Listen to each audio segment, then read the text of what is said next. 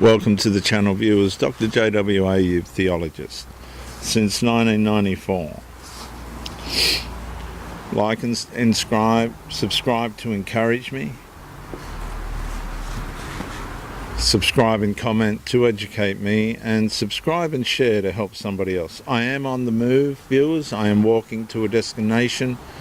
Please excuse me if I make errors. Let's get into it. The Cost of Legislative Experimentation, Episode 5. The Women Who Carried the Consequences.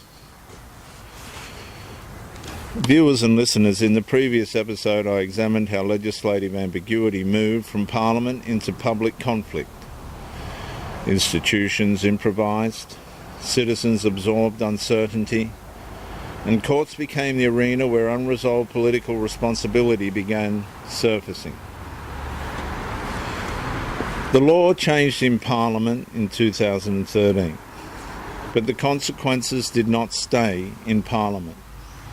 They moved into change rooms, sporting fields, refuges, prisons, schools, workplaces, female-only services, private businesses, public speech, and eventually into the lives of women who never asked to become legal test cases. And this is where abstract policy becomes human cost. This episode examines the women who carried the consequences of legislative ambiguity. The central issue is not whether every person deserves dignity. The central issue is whether women's dignity can survive when female exclusivity becomes legally uncertain. Because women's rights are not theoretical, they are embodied.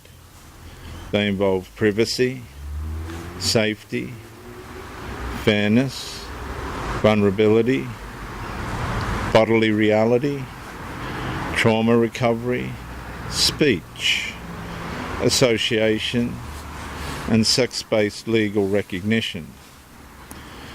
When the law destabilises the category of woman, women become the ones forced to live inside the instability.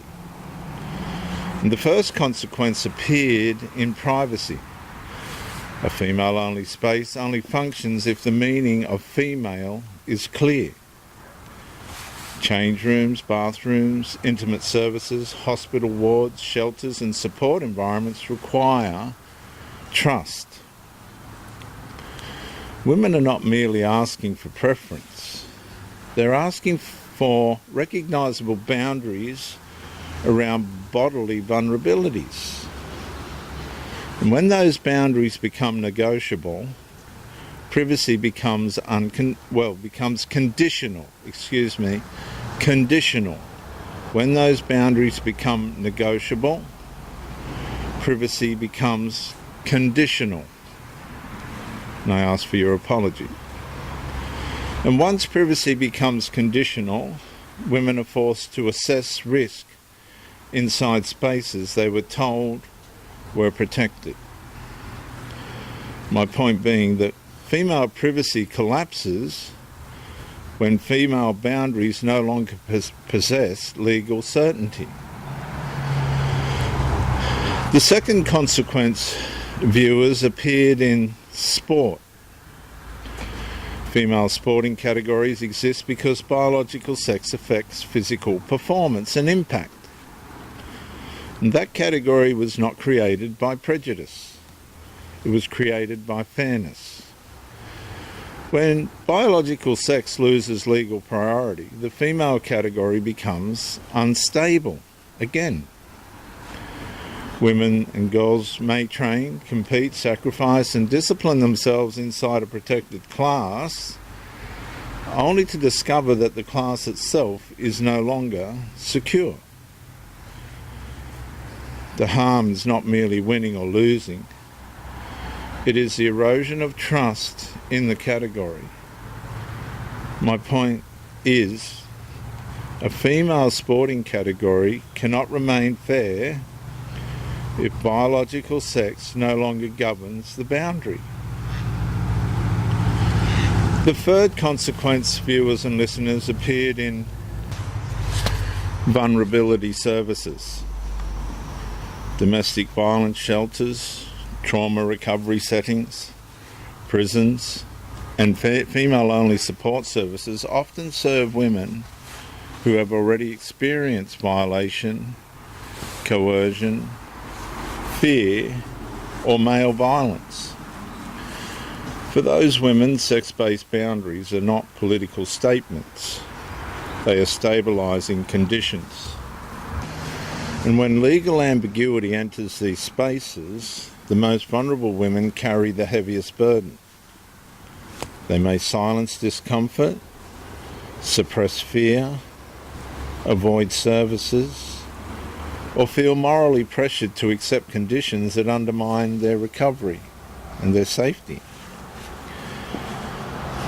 My point, viewers, being that the women least able to carry legal ambiguity are often the women forced to carry it first.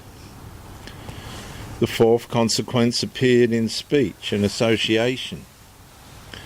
Women who defended female-only boundaries increasingly found themselves exposed to accusation, investigation, reputational attack, institutional pressure, or litigation risk. The issue moved beyond access. It became whether women could speak plainly about biological sex without punishment. A society that protects women while punishing women for defining themselves has entered a civilizational contradiction. And that contradiction becomes spiritually, psychologically, and legally corrosive. My point is, a right is not secure if defending it makes the right holder punishable. And I want to say that again. A right is not secure if defending it makes the right holder punishable. And this is my final consequence statement for this episode. The cost of legislative experimentation did not fall evenly across society. Women carried it directly. They carried it in privacy, in sport, in shelters, in services, in speech, in business, in courtrooms. In quiet calculation of whether asking for sex-based boundaries would make them appear unreasonable. And that's the hidden cruelty of legal ambiguity. It does not merely confuse institutions, it transfers insecurity onto the people the law claims to protect. And when women must fight to prove that women's protections still belong to women, the legal system has already failed its own stated purpose. I'm Dr. J.W. Ayub's theologist since 1994. Like and subscribe to encourage me. Subscribe and comment to educate me. And subscribe and share to help somebody else. Viewers, I'll see you in the next episode when courts became Parliament's repair mechanism.